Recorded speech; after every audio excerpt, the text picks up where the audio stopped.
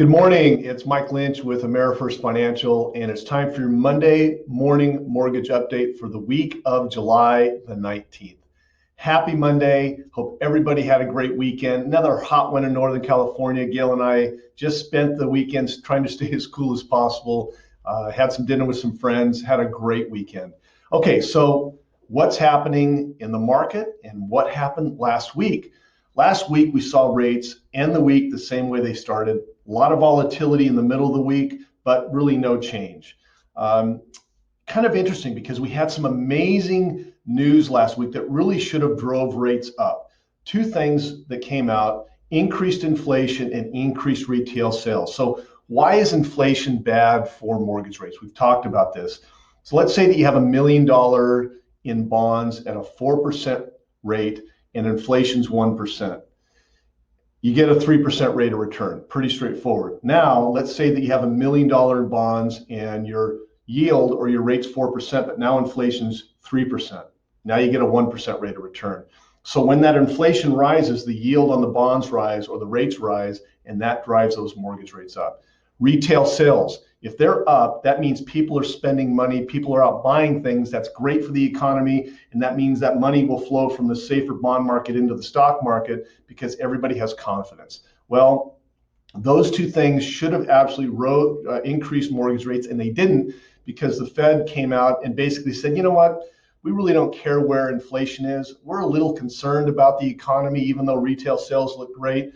We're not sure when we're going to stop buying those mortgage-backed securities, and we've talked about this, that they're buying a ton of mortgage-backed securities. They have been since COVID started to artificially keep mortgage rates down. So they kind of talked all this news that should have drove rates up. Bond traders listened, and they just kept buying those mortgage-backed securities, and that kept the rates down.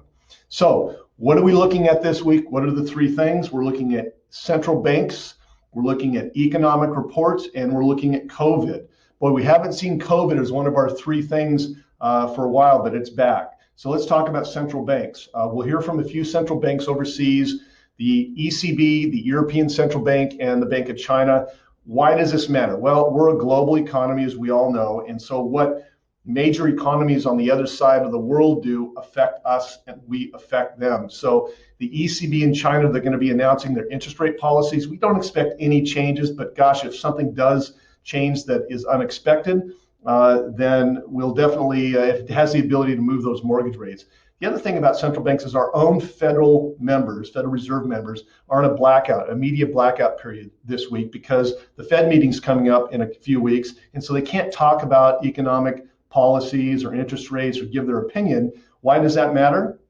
Well, if we start to see some news like last week that should drive rates up, they can't overspeak it. They can't calm everybody's concerns. And so we might see some rate movement if we get some unexpected reports or news that comes out. Second thing is economic reports. It's all about housing this week, a lot of housing reports, existing home sales and builder confidence coming out this week. We don't expect it to move the market that much, but again, a lot of housing reports coming out this week. And then the last thing, probably the biggest thing, is COVID. Bond traders and economists are very concerned about increased COVID cases around the country, the Delta variant. Will this increase in cases, which has actually been surprisingly significant? Will it delay economic growth that we're all hoping for in September and October? So why September and October? Well, a few things are happening coming up. The federal stimulus ends in September. All the free money that everybody's getting that is competing against employers to hire people, it ends. Kids go back to school, so parents don't have to stay home to watch their kids because most schools are open. And will this cause people to hopefully go back to work? Well, we all know that employers are having a tough time finding people to work. Everybody seemed to be taking the summer off. The Fed's stimulus money is, in a sense, paying them to stay home.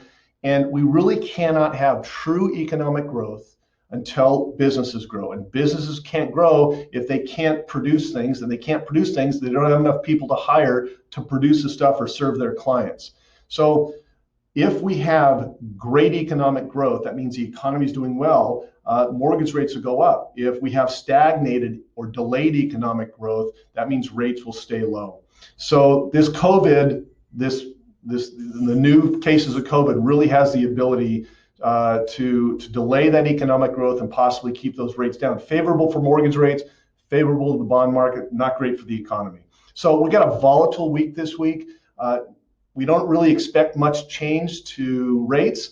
We're going to start the week floating and obviously watching some of the news that comes out. So if you or your clients need any advice on locking their interest rate or how interest rates work, go ahead and give me a call. All my information is down below. If you know somebody that benefit from this video, please forward it to them. If you have any input, I'd love to hear back from you. Have a great, productive week, and we'll talk to you next Monday. Bye-bye.